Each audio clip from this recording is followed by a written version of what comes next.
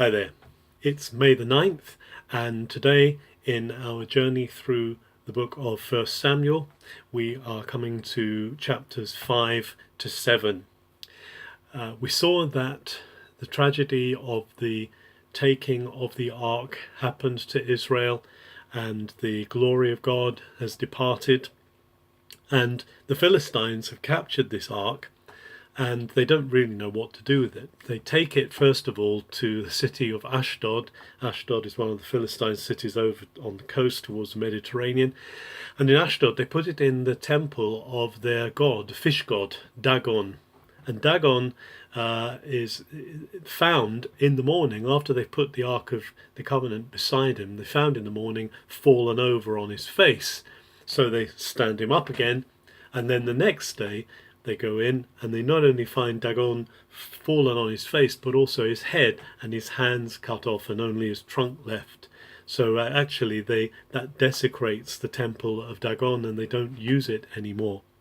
And then they don't know what to do with the Ark of the Covenant. And also a plague or a terrible illness strikes the Philistines, and they get hemorrhoids, they get piles, and it's very painful. And now they realize that they've got something in their midst that is causing them harm, and so they want to pass it on. And so they decide they're going to send it to Gat, and it goes to the city of Gat, and then Gat suffers the same thing. They get piles, they get hemorrhoids, and so they then decide they're going to send it on to another city, to Ekron, and so it kind of does the rounds of these cities. And from chapter 6 we understand that not only is there this physical affliction, but there's also a plague that destroys many of the Philistines, and also there's an infestation of vermin, and we'll find out about that later. There's mice and rats that come, and so they are really having a bad time.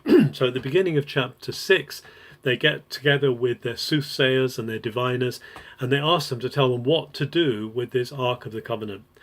And the diviners tell them that first of all they need to make an offering to go with the ark, but they need to send the ark away. They need to put the ark on a new cart, which is drawn by two cows, and let it go to where it goes. And so they do this, and they actually make images. They make a golden hemorrhoid, make 5 golden hemorrhoids, one for each of the cities of the Philistines, and they make a golden mouse, 5 golden mice, one for each of the cities of the Philistines. They put these in a box beside the ark, and they put them on the cart, and they send it off. And it says that the cart goes straight east, away from the coast, and it goes to the city of Beth Shemesh and comes to a field. And then the Israelites who are there are thrilled to see the Ark of the Covenant, but they don't take care of it. And some of them are looking into it and seeing if it's in one piece. And they find these gifts as well. But in this process, many thousands actually die because they have not handled the Ark of the Covenant correctly. And they have offended against the holiness of God, even though they wanted the Ark of the Covenant back. And even though they have broken up the cart and they've used it to make sacrifice to the Lord, they have offended God's holiness. They haven't treated him properly.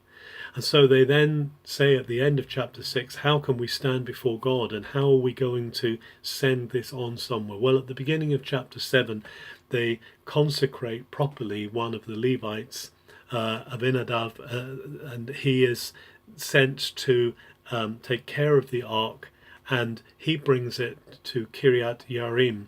And Kiryat Yearim is just a bit further north towards Jerusalem, and there the ark stays for 20 years.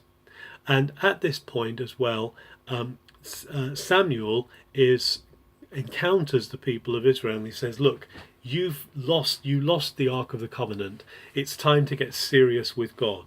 It's time to behave as though God is your only God. Therefore, put away your foreign gods, put away the Baalim, put away the Asherah poles, get rid of them, and give yourselves wholly to the Lord, because you've been grieving the loss of the ark, you've been grieving the fact that he's not with you. And the people do that.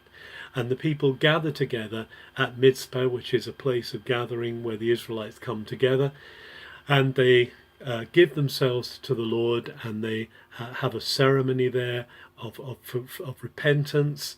And it says that Samuel judges the people of Israel. Now, that word judge, shofet, means he sets things to rights. He puts things right. It doesn't mean he condemns them. It means he puts things to rights. And so we understand from this that Samuel is he is the last judge of Israel in that sense. The Philistines hear about this gathering together of Israel, and they are angry, and they come against the people of Israel. But because God is with them, the people of Israel are able to turn that around, and they rout the Philistines and send them away. And that's when Samuel sets up a memorial stone called the Even Ezer, which means the help stone, the stone of help, the help stone. And he sets it up as a memorial to say, the Lord is your help. He is the one who is taking care of you. He is the one who will look after you. And as a result of this, Samuel continues in circuits around Israel for the rest of his life, bringing the righteousness of God, bringing the equity, setting things to rights, as the judges have done in former times, and there is a peace in Israel.